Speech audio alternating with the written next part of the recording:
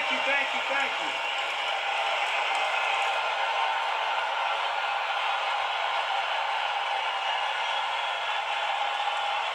Thank you.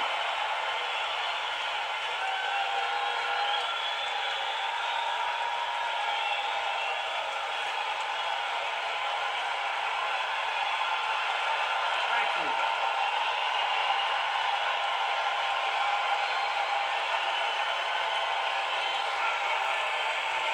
you. I love you. Thank you.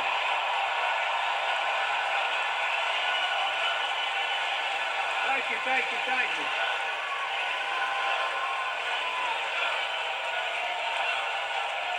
That was my daughter.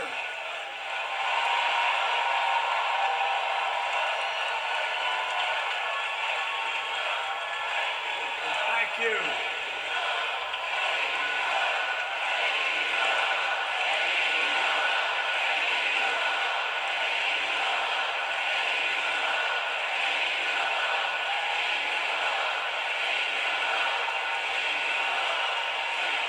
Thank you, thank you, thank you.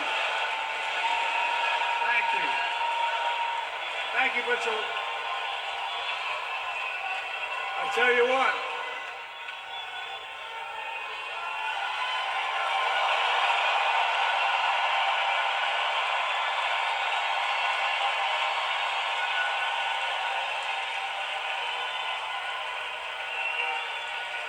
To my dearest daughter Ashley, God love you, you're incredible. Thank you for that introduction and for being my courageous heart, along with Hunter and our entire family, and especially our rock, Jill.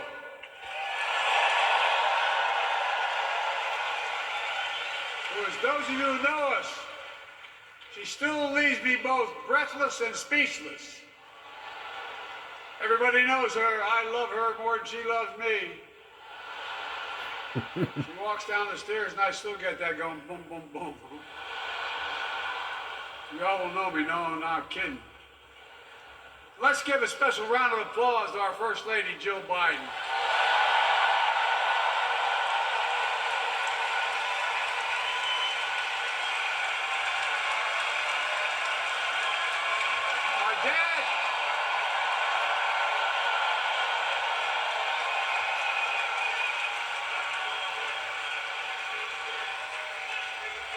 My dad used to have an expression, for real. He'd say, Joey, family is the beginning, the middle, and the end.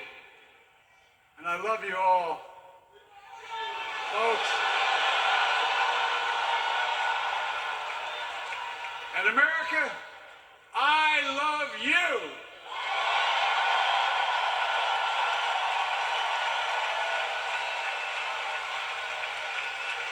Folks, let me ask you.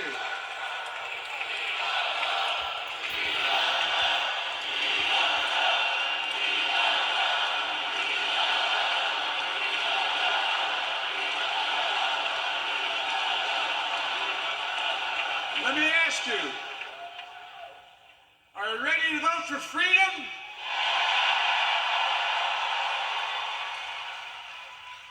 Are you ready to vote for democracy and for America? Let me ask you, are you ready to elect Kamala Harris and Tim Walz, President and Vice President of the United States?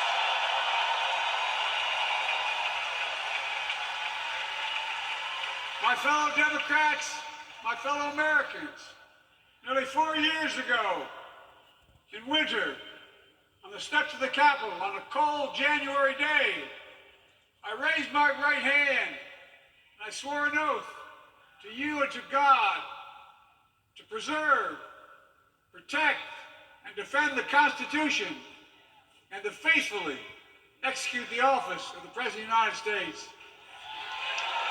In front of me was the city surrounded by the National Guard. Behind me, a Capitol just 2 weeks before had been overrun by a violent mob. But I knew then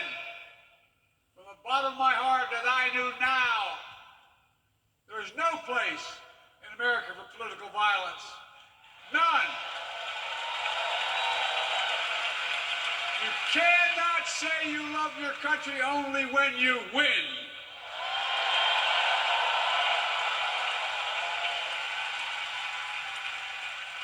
In that moment, I wasn't looking to the past. I was looking to the future. I spoke of the work at hand, the moment we had to meet. It was, as I told you then, a winter of peril and possibility. Of peril and possibility.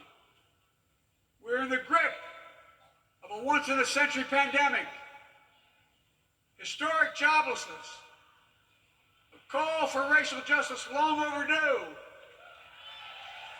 clear and present threats to our very democracy. Thank you.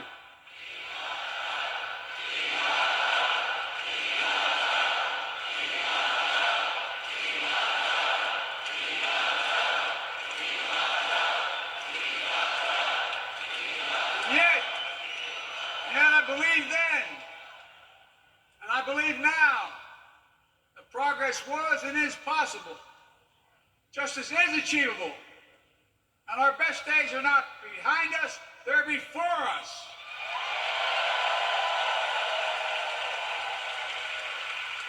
Now it's summer.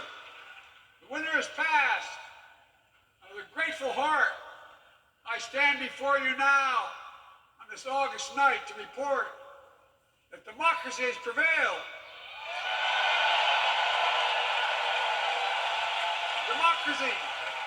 Democracy has delivered. And now democracy must be preserved.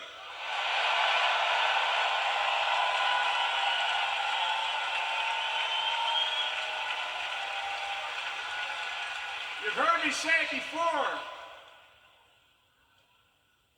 We're facing an inflection point. One of those rare moments in history when the decisions we make now will determine the fate of our nation and the world for decades to come. That's not hyperbole, I mean it literally. We're in a battle for the very soul of America.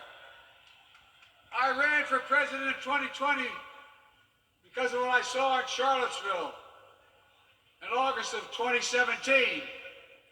Extremists coming out of the woods, carrying torches, their veins bulging from their necks, carrying Nazi swastikas, and chanting the same exact anti-Semitic bile that was heard in Germany in the early 30s. Neo-Nazis, white supremacists, the Ku Klux Klan, so emboldened by a president then in the White House that they saw as an ally. They didn't even bother to wear their hoods. Hate was on the march in America. Old ghosts in new garments, stirring up the oldest divisions, stoking the oldest fears, giving oxygen to the oldest forces that they had long sought to tear apart America. In the process, a young woman was killed.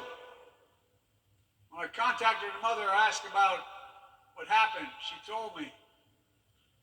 When the president was asked what he thought had happened, Donald Trump said, and I quote, "There are very fine people on both sides. My God." That's what he said. That is what he said and what he meant. That's when I realized, I had to listen to the admonition of my dead son, I could not stay on the sidelines. So I ran.